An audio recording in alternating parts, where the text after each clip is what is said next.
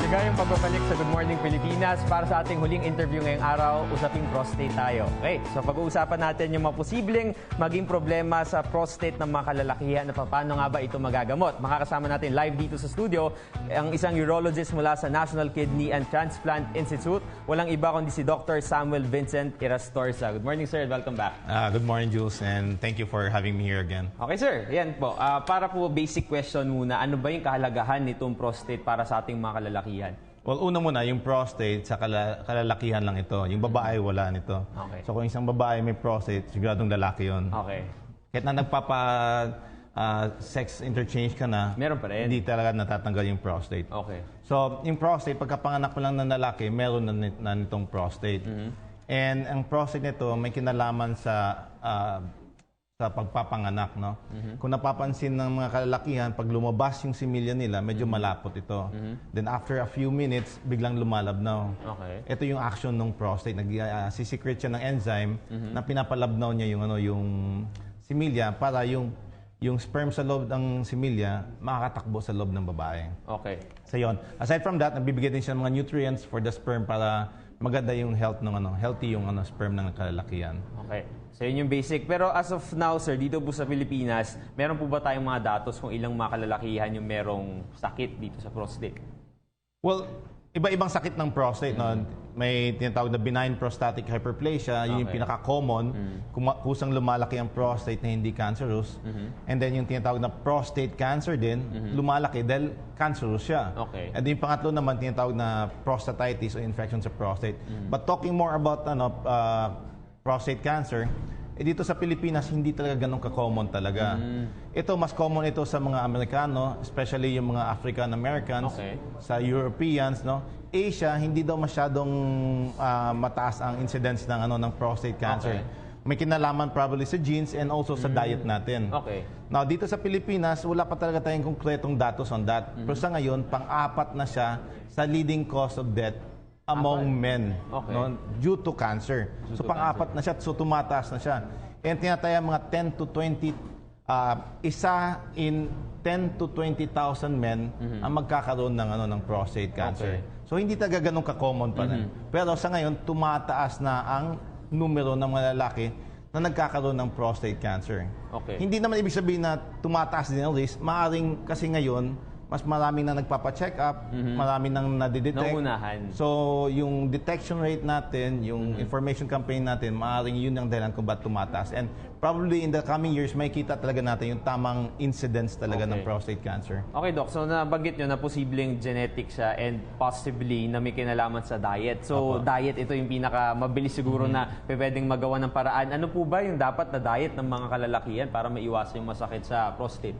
Well, may mga pag-aaral na nagsasabi, though hindi talaga yung solid yung data, no? Yung datos na yun. But yung pagkain ng mga fruits, no, and vegetables, especially doon na yung mga mataas sa lycopene, ay maaaring makapagpigil sa paglaki ng prostate cancer.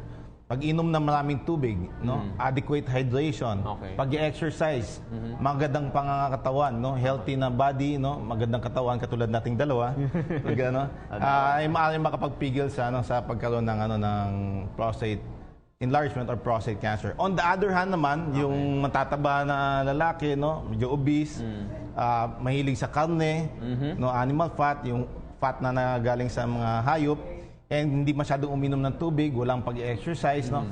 Ito din, nag-i-increase din sa risk ng prostate cancer. Okay. Sir, ano ba yung mga usual na symptoms na para nakikita natin leading to prostate cancer or iba't ibang sakit?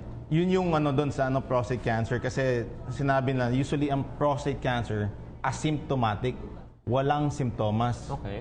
Meron ka ng prostate cancer pero wala pang simptomas. Di katulad nung isang klaseng paglaki ng prostate na tinatawag na benign prostatic hyperplasia, yung benign, hindi cancerous. Yun, usually, makalalaman mo kagad kasi nagbabara sa daluyan ng ihi. So, may simptomas ka, putol-putol ang pag-ihi, madalas ang pag-ihi, no? Hirap ka umihi, mahina ang daloy, hindi na nakakabasag ng pader, no? Yung ihi. Yun yung mga simptomas nun. Kaso, sa prostate cancer, pag meron kang prostate cancer, pero maliit pa lang, usually, hindi pa siya nagbabara sa daluyan ng ihi. So, sa simula, sa early stage ng prostate cancer, usually walang simptomas. Okay. Nagkakaroon na ng simptomas pag one, malaki na ang cancer na nagbabara na sa daluyan ng ihi. Okay. Or kumalat na sa ibang parte ng katawan. Eh yung sa panahon na yon, Posible siyang kumalat, sir. yes, katulad ng lahat ng cancer, pwede siyang kumalat. Eh sa panahon na yun, lumabas ng symptoms, most likely advanced ng cancer. Eh medyo late na. Eh gusto natin makuha yung cancer na nagsisimula pa lang, Nagsisimula pa stage 1, stage 2 pa lang. So sir, kapag may nakita silang symptoms, yung mga kalalakihan na possibly may depekto sila sa pag-ihi, ano ba yung kailangan nila gawin agad? Well, patingin ka agad sa urologist. But since, sinabi ko kanina, usually ang prostate cancer, walang simptomas sa simula, no? Asymptomatic. Kaya sinasabi, try daw na cancer, kasi may cancer ka na, wala ka pang simptomas.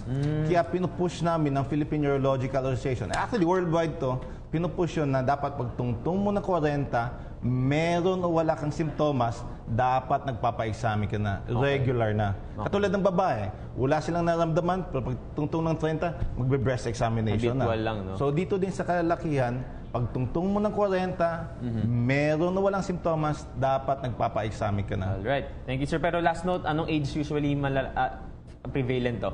Prevalent ng ang usually ang prostate cancer mga 60 years old and above, mas 60 tumataas. above ba? Pero nagsisimula ito from the sabi lang, maaaring magsimula ito age 40 pataas. Kaya sinusimula namin ng 40. Doon meron na kami mga pasyente na nakakuha ng mas bata-bata pa, 20 years old. 20 years old? Mga ganun. Yung aking pinakamatang pasyente was 18 years old. 18 Pero years old. bihira to, Bihira. hindi ganun ka-common. Okay, ayan ha. So, kailangan talagang ma-prevent natin, magpa-check up na tayong mga kalalakihan para makaiwas sa prostate cancer. Okay, sir. Thank you so much for your time. Muli nakasama natin, urologist mula sa National Kidney and Transplant Institute. Walang iba kundi si Dr. Samuel Vincent Irastorza. Thank you, Thank sir. you. Thank you. Okay. Ako po si Cathy San Gabriel. Subscribe na sa PTV YouTube channel. I-click lang po ang subscribe button.